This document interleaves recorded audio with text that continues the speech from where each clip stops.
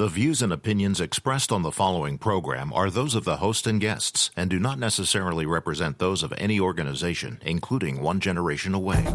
The freedom of a people to choose its leaders is the root of liberty. Keep alive this experiment in liberty. Liberty, in case you've forgotten, is the soul's right to breathe. Government should be very minimal in protecting liberty. Peace cannot be purchased at the cost of liberty. The sturdy ground of liberty. Liberty once lost is lost forever. Fight for their liberty and for our security. Guarantees individual liberty. This great republic, born alone in liberty. Liberty. Liberty. Liberty. Liberty. Liberty. Liberty. Liberty. Liberty.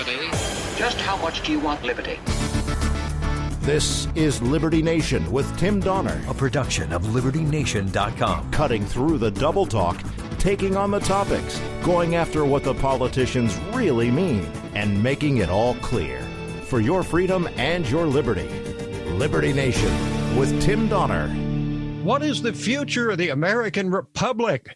Today, we take on that lofty question with our latest B&B panel, the best and brightest from LibertyNation.com, as we consider how the turbulence and upheaval of these last years has changed not only the hard reality on the ground, but our hopes and expectations for the future. Just how firm or fragile are the foundations of this constitutional republic? We'll focus on the baseline question of election integrity, without which a republic cannot stand. We'll examine the state of our institutions, which came under increasing fire during the Trump era. The live possibility of changes to the rules of Congress, which would make it much easier for the party in power to essentially cancel the minority party. And the question of whether this constitutional republic has morphed into an oligarchy, meaning rule by the few and powerful.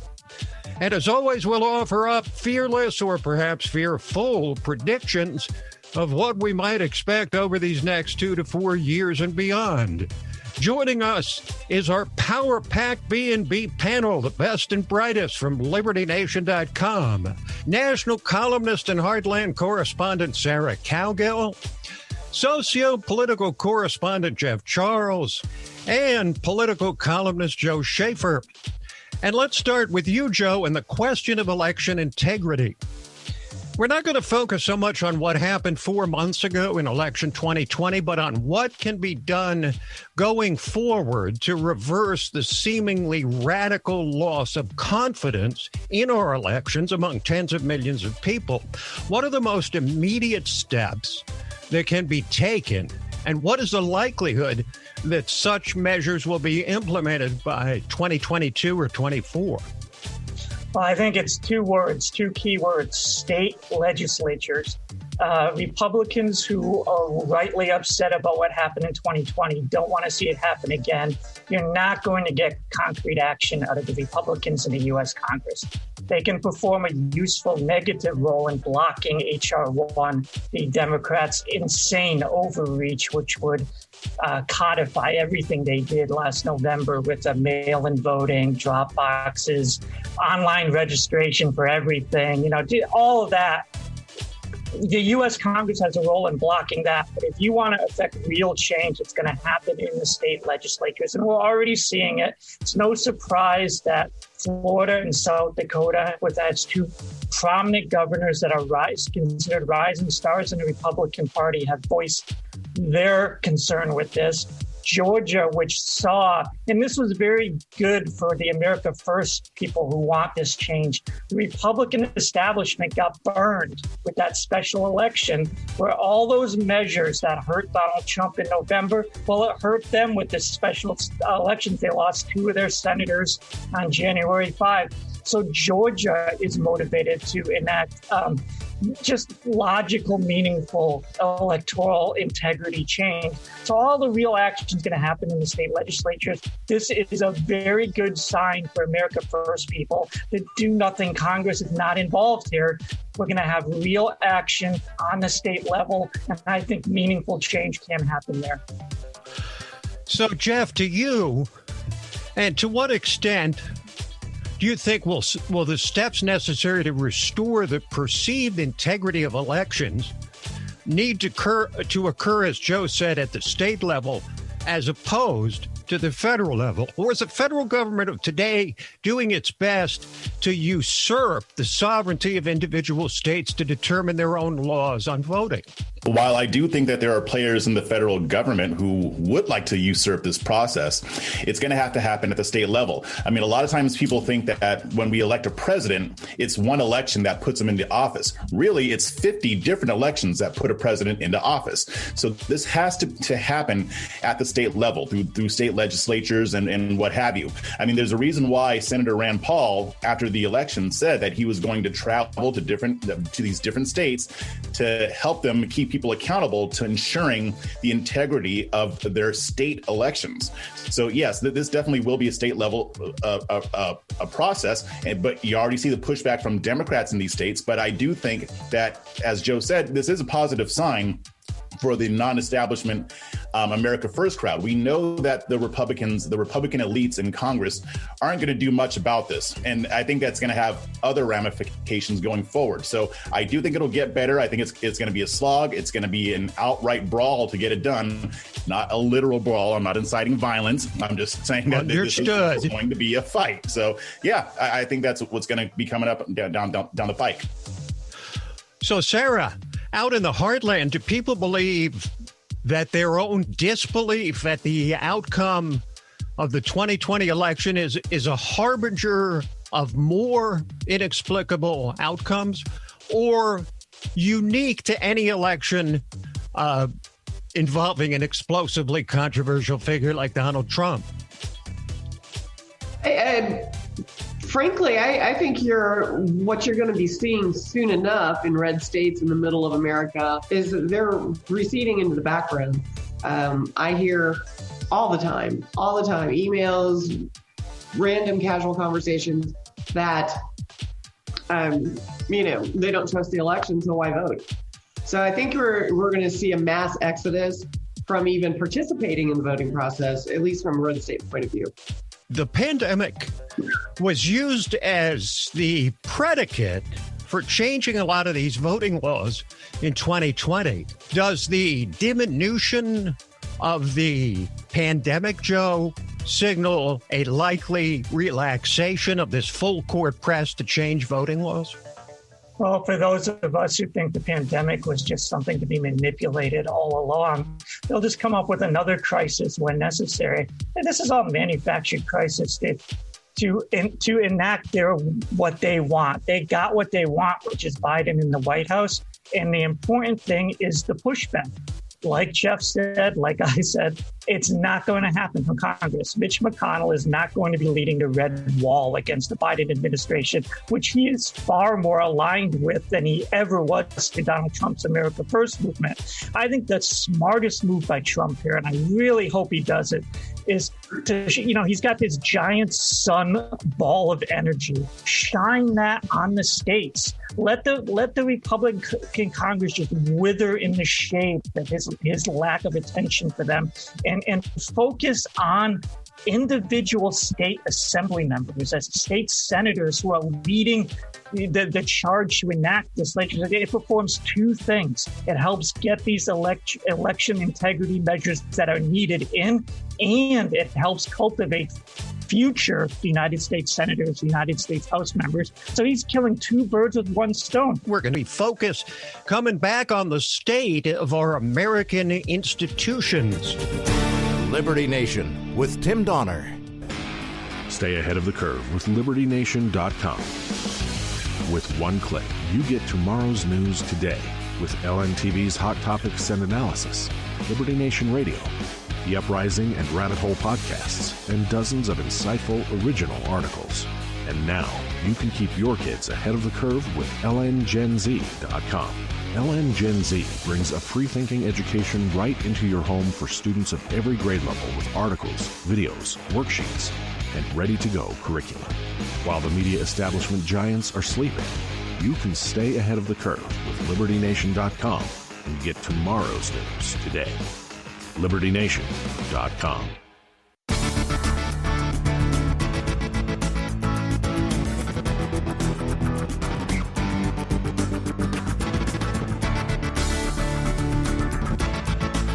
We believe that All men are entitled to the blessings of liberty. This is Liberty Nation with Tim Donner. As we continue with our B&B panel, the best and brightest from LibertyNation.com, we continue our examination of the future of the Republic with Sarah Cowgill, Jeff Charles, and Joe Schaeffer. And let's talk about the state of our American institutions, the Congress, courts, media, military, civil society, corporate America, and the growing specter of increasingly dominant big tech, social media. Jeff, let's focus first on the Fourth Estate, as it used to be called, which Donald Trump famously dubbed the fake news media. Was their takedown of Trump more a singular effort to destroy a uniquely threatening figure, merely a continuation of the same media bias we've witnessed for decades, or an indication that all the traditional rules of objective journalism are gone forever? The answer is yes to all three of those. I'm sorry I didn't provide you a D, all of the above. Yeah, no, it is definitely all of the above. I mean, we've seen that the media has been biased for decades, right? But the thing is, there was just always a left-wing bias. Over the past 5 years, it's gone from bias to full-on out assault. There is a reason why I refer to them as the activist media. They don't deserve to be called news outlets. I call them the activist media. I call them media activists. People like Don Lemon and Chris Cuomo, they are activists. They are not journalists. And the fact that Time magazine felt so bold as to write an article bragging about how the media worked hand in hand with the Democratic Party and left-wing operatives to take down Trump shows that they had definitely a vendetta against Trump, possibly because they saw him as being somebody who would be more effective at carrying out the conservative agenda. So, yeah, I mean, it's all of the above. And I think from here on out, it's only going to get worse. I mean, and that article in Time magazine showed that it's going to get worse because they're not even trying to hide it anymore. Yeah, they're not even trying to hide it. They're, in fact, proclaiming it. They're proud of it. They wear it as a badge of honor. Yeah. Now, Sarah, it seems the power of the entrenched forces of the federal government has been given an enormous boost by the growing power of social media, which is now unapologetically, just as much as traditional media, censoring or canceling conservatives. Does this power signal the death knell for the conservative agenda? Or will it incite conservatives to action which can somehow neutralize Facebook, Twitter, and all the rest? Well, what I've noticed just in my own little circle of conservative and, more independent libertarian friends, they're not on Facebook anymore. They're not on Twitter anymore. They have switched to different platforms. They just disappeared. So I do believe that there will be a resurgence. And as soon as it gels, right now, all these new platforms are too new and nobody can understand how to use them. And, people of a certain age, we're like, what the heck? How do you get from here to there and the other thing? So I think once it gels, I think you'll see an uprising again on social media where they feel they have the ability to speak freely and not worry about having fact checkers sent through their every last word. That's not quite what you're talking about. You're a little bit wrong. Here's Steve White. Nobody likes that. And so people have just stopped talking politics. If they're still on Facebook just to throw pictures out there and plan high school reunions, they're not talking politics anymore on Facebook. People are posting about it, like news outlets are posting, but people have just stopped posting. They've stopped talking and they've gone other places. So I don't think you're going to see the conservatives bow out as much as, fall back 10, regroup, huddle up, figure out what to do next, and then march forward. I just see it taking a little bit of time. Joe, let's turn to you. Though we don't give the concept much thought, America was built on a foundation of a civil society. voluntary associations, formal and informal, from what clubs you want to join to what people you choose to spend time with, has always undergirded our way of life, if not defined it. How would you assess the state of civil society, broadly speaking, and its relationship to government circa 2021? Yeah, I'm seeing some very disturbing things. And I'd like to focus on the civil discourse. What Jeff and Sarah just said, big box media, big tech, these are instruments of oppression too. But we're seeing individual human behavior that is disturbing. Story just the other day, this was in Canada, Toronto, but as we all know, not far removed from America culturally, what's happening here today. A Catholic it was at a Catholic school board meeting, not a public school, a Catholic school board meeting. A Catholic parent spoke out against the LGBT flag being flown in Catholic schools. The Catholic Church considers homosexuality a sin. For this, a police investigation was conducted against him for a hate crime.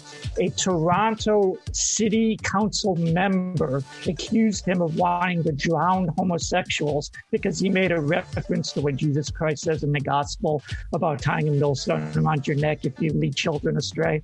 So what concerns me with that story is the viciousness of it. And you know, we like to think, oh, it's fragility, it's snowflakes, but it's really not becoming that anymore. It's becoming cruelty. And what I liken it to is the new voyeurism. You know, this is a base instinct in human beings that really needs to be suppressed.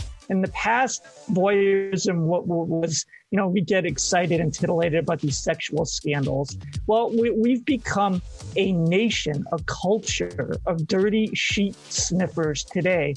But it's not sexual shenanigans that we're focused on. It's bad words and racism and destroying people's lives with this just to get a cheap thrill, apparently. To me, the lesson of Covington was never about fragile snowflakes. It was about this drive-by assault on this high school kid. It was a pile-on. It was people peeping into windows and pointing out this poor kid. They didn't like the way he looked on his face. This is all very dangerous. We need to understand that you can hate the things that I believe in. You have that right. I want you to have that right. What you can't do is use that to discriminate against me in a public forum. But I was raised Catholic. You can hate the Catholic Church, that you have that private right. I don't think people understand that anymore. They really don't understand that anymore. And that scares the hell out of me. It seems like half the nation is, in effect, acting as a resistance to reality on the ground. Do you see it that way, Jeff? We have a culture now that makes it okay to mistreat somebody if you believe that they said something that was bigoted or inappropriate. It's a way to virtue signal, and it's a way to get attention and to get people to give you plaudits. Okay, with that note, we'll take a quick break, then come back with our B&B panel as we consider the lofty subject of the future of our republic. We'll discuss possible changes to the rules of Congress, which would make it even easier for the party in power to essentially cancel the minority party. Liberty Nation with Tim Donner.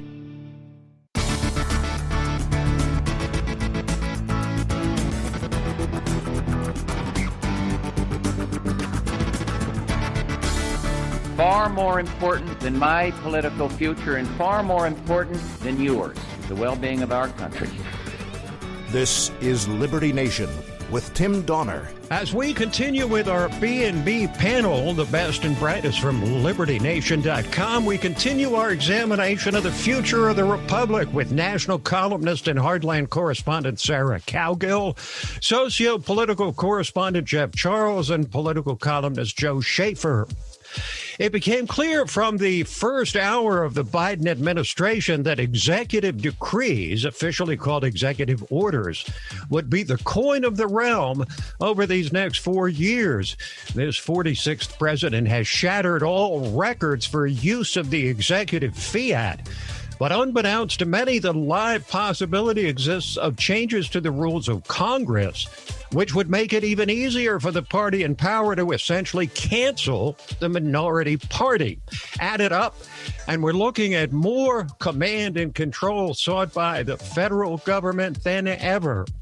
And Sarah, Democrats want to end the long-standing Senate filibuster whereby 60 votes are required in the ordinary legislative process for a bill to become law. How far do you believe the Democrats would go if they succeed in terminating the filibuster, packing the Supreme Court, adding new states, radical climate change legislation, what? Yeah, all the way to the crash site. They'll go till they can't go any further. We've seen that. We've heard it. They've been talking about it. They've been talking about packing the courts because of Kavanaugh. They've been talking about climate change, re-enlisting in the Paris Accord so we can just pay more money, throw good money after bad for something we're not really, we're one of the leading, climate responsible countries in the world. Yet here we are paying for everybody else. I think they will go as far as they can until somebody stops them. And the only people that seem to be able to stop them, well, number one, it was Trump in 2016, but now you're looking at a free-for-all. You've got a rubber stamp, administration at this point. We could do all sorts of damage in the next 2 years and beyond. Because I do not see 2022 coming out in the favor of the conservatives. Joe, the Senate was instituted by the framers of the Constitution as the upper chamber of Congress that would cool the passions of the day, so to speak, that were expressed by the lower chamber, the House. Does it still function as such? Did it ever? And how would the institution change if the filibuster was eliminated altogether? Yeah, the filibuster is just not as exciting to me as an issue because I just can't go along with that part of this is the world's greatest deliberative body. Look at the people we have in the United States Senate. These are not the sharpest brains in America today. Kirsten Gillibrand, Amy Klobuchar, Tom Tillis, Mitt Romney. Are these the best and the brightest? I don't think so. Have we ever had the best and the brightest? Certainly not in my lifetime. Only on this panel. I was coming of age a long, long time ago, and I remember who was in the United States Senate: Ted Kennedy, Chris Dodd, Bob Packwood. Come on. This was not a bunch of Greek philosophers sitting around in Athens dazzling us all with their genius. And, go back in history, and you know this better than I do, Tim, but weren't they caning each other in the 1850s? So, it wasn't, this lofty discourse. Well, they had a duel, for heaven's sake. Aaron Burr and Alexander Hamilton had a duel, which resulted in the death of one of them in the House chamber. I always thought it was more myth than reality with that. And it's especially laughable today when we all know we have the worst, this country has the worst political hacks, I think, in the history of democracy. We just have these avaricious, ambitious, dull, shallow ladder climbers. And the idea that the filibuster is going to preserve their sacred right to discourse, it just doesn't fly at all. And I think what we really need is more contempt for Congress today. I think that is a healthy instinct by the American people. So I don't want to hear this lofty stuff. We should have contempt for these people because we have contemptible people in Congress right now. Jeff, you get to follow Joe, and that's not an enviable position, but one of the first things that comes to mind about eliminating the filibuster is that it will ultimately backfire on the Democrats, as it did when Harry Reid got rid of the filibuster for judges in lower federal courts, thus enabling Mitch McConnell to take the next step when the GOP gained control and abolish the filibuster for the Supreme Court, without which none of the three Trump appointees to the high court could have or would have been confirmed. Is this move to essentially cancel Republicans a short-sighted view by the left, or a clever way to capitalize on the control they have over the federal government, which they know will not last? Well, actually, I'd like to cede my time back to Joe because what he said is like the most important part of this thing. I mean, even the question that you just asked illustrates what Joe is saying. I mean, and it's kind of surprising to me because it's usually Republicans in government who are short-sighted and refuse to play the long game. They're usually making this stupid mistake. But with this particular issue, it's the Democrats who are making the stupid decision. Now, on one hand, it might seem smart because, like you said, they can, if they were to get rid of the filibuster, they can ram through as much as they possibly can.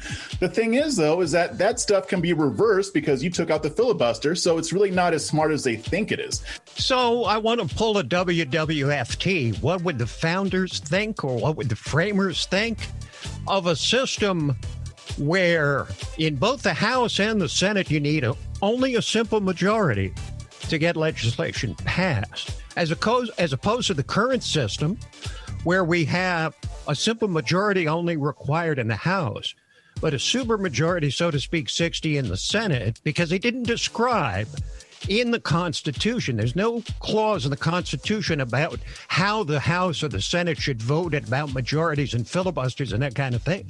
They would want the constitutional republic. They didn't want a democracy. They wanted a democratic process, but they didn't want a democracy. They didn't want the half of the world to be able to take the other half's stuff, if that's, going to put it down and really boil it down to nothing. But, they were smart. They put together a system that protected the minorities. They protected the ruling class. They protected, everybody in between the big cities, the rural areas, the small towns. They designed a well-oiled, constitutional republic. The founders are drinking heavily beyond the veil and probably doing a lot of face palms right now. I can't even imagine what they would think if they were here.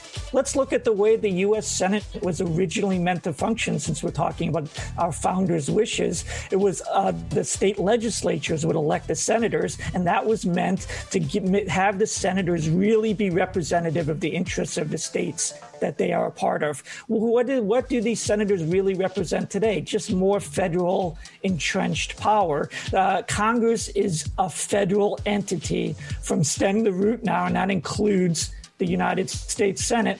So all of this, and the Democrats are wise to see it, this is all about federal power over state power. Whatever works in the moment, as Jeff was saying, the Democrats are good at realizing this. Whatever works at the moment is what they're for. And Republicans need to be more about this. But I also think it helps them in the long run. Go back to the states. Get things through state legislatures. Build your red wall on the state level and protect the influence and power that states have over our overbearing federal government. That is how you check the power of these out-of-control Democrats, the Biden administration, and it solves really all of these problems moving forward. Joe Schaeffer with yet another example of why we call this our best and brightest panel. We're going to be back with one more shot at these folks as we continue to consider the future of the republic. We're going to invoke the O word. Is America becoming an oligarchy? Liberty Nation with Tim Donner. As we continue with one final shot at our B&B panel, the best and brightest from LibertyNation.com, we continue our examination of the future of the republic with Sarah Cowgill, Jeff Charles, and Joe Schaeffer. One of these days, pretty soon, we might start calling it the O word, because the United States appears headed down the path of oligarchy. It's that gray area between democracy and despotism, ruled by the few and powerful.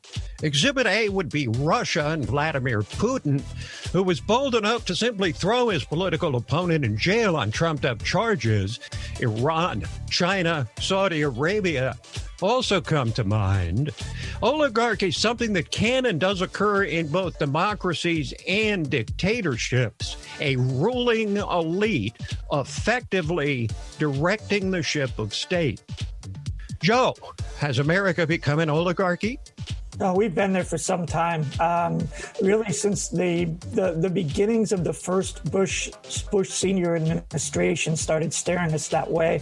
And I always thought the best comparison is the Soviet Union in the 1980s when it was starting to crumble.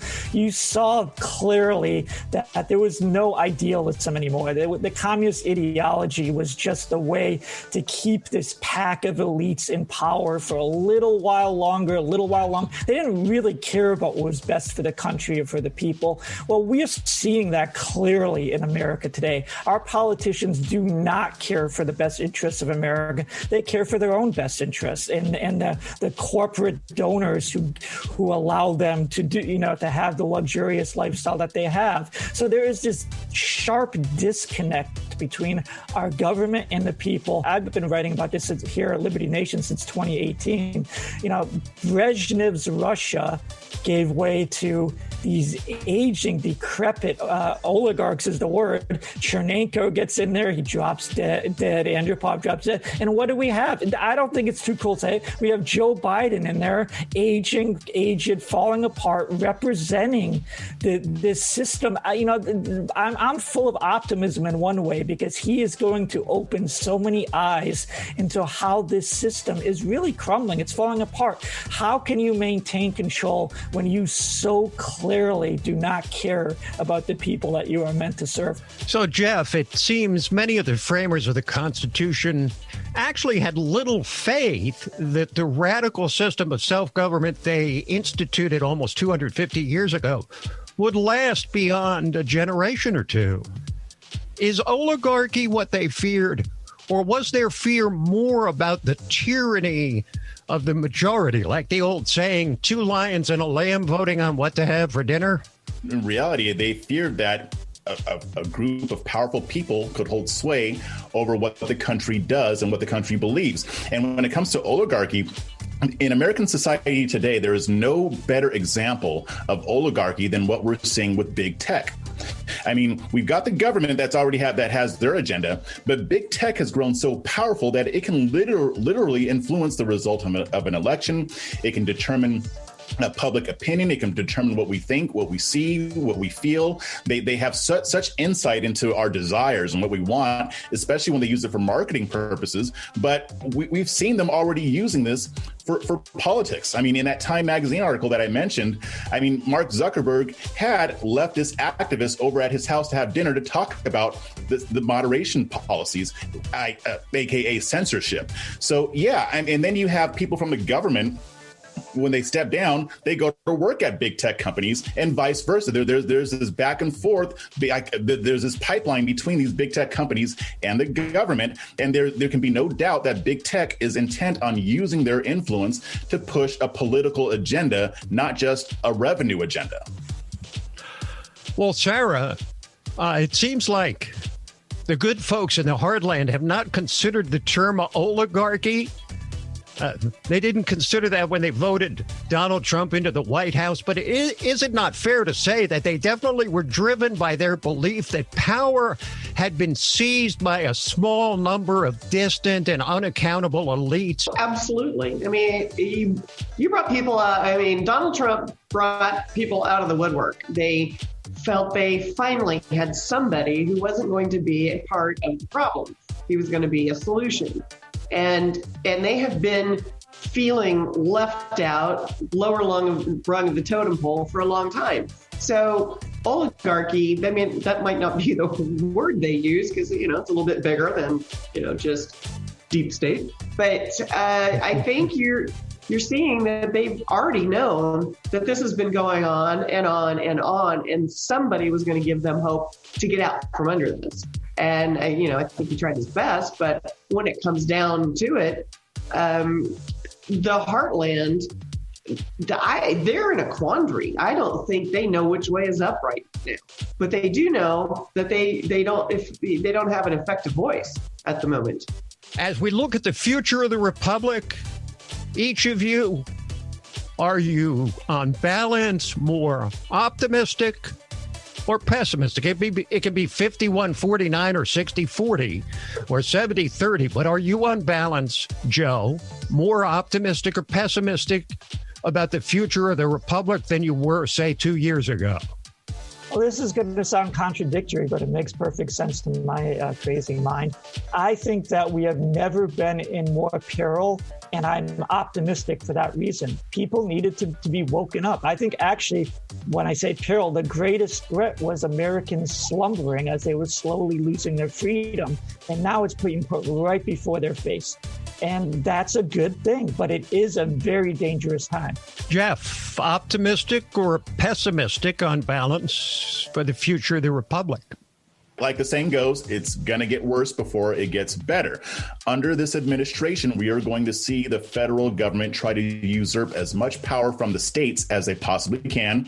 This will be even worse if Joe Biden doesn't serve out his full first term, and he steps down and Kamala Harris gets into the Oval Office. That's going to accelerate it. But the good thing about this is that there are already people who are already kind of fed up with this whole thing, with our federal government being ineffectual and only seeking power, especially on the right. I think it's going to trigger something positive as far as getting conservatives into Congress who will actually do what they say they're going to do and stop the socialist agenda and push for more conservative solutions. I think it's going to take a while. It's going to take over the next 2, 4, maybe 6, 7, 8, 9, 10 years. But we are going to see the Democrats do as much as they possibly can to make the federal government more powerful. But then that backlash needs to come right after that. And that's what I'm hoping for. Sarah, optimistic or pessimistic? Well, right now, it's looking pretty grim. I think we're on the downhill slide of the roller coaster. And once we hit the bottom, we have nowhere to go but up. I don't know how long that is going to take, but I don't think it's going to be 2022. So I'm pessimistic right now, probably at the 55%. But once we hit bottom, we ain't nowhere to go but up.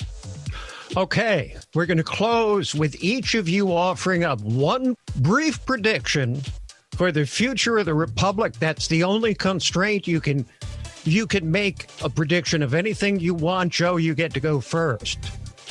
My prediction is that the Biden administration, which has said, and this is the key thing to understand about this administration, they believe in a rules-based international order. That is the slogan you hear them say all the time. You can even call this just performance theater, but it is dangerous. I think we're going to see United Nations action in our sovereign borders. Jeff, can you top that?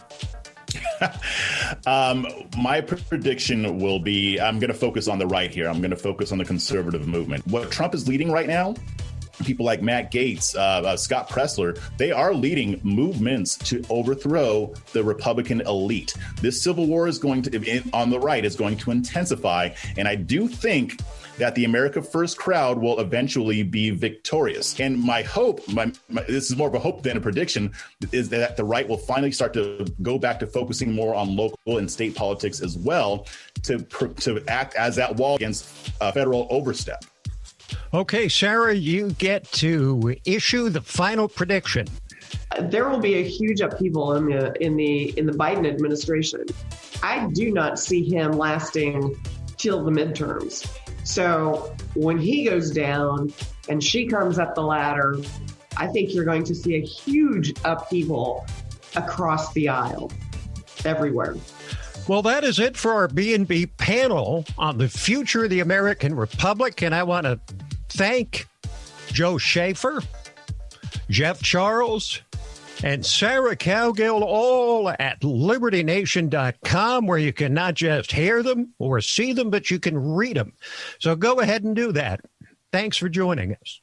This program, Liberty Nation Radio and LibertyNation.com's own podcasts, The Uprising and The Rabbit Hole, Politics and Prose, all available on demand at LibertyNation.com and from fine podcast providers everywhere. So that is it for this week, but we will be back at you next week. Same time, same station. Till then, this is Tim Donner saying stand up for liberty. And we'll see you next time on Liberty Nation Radio.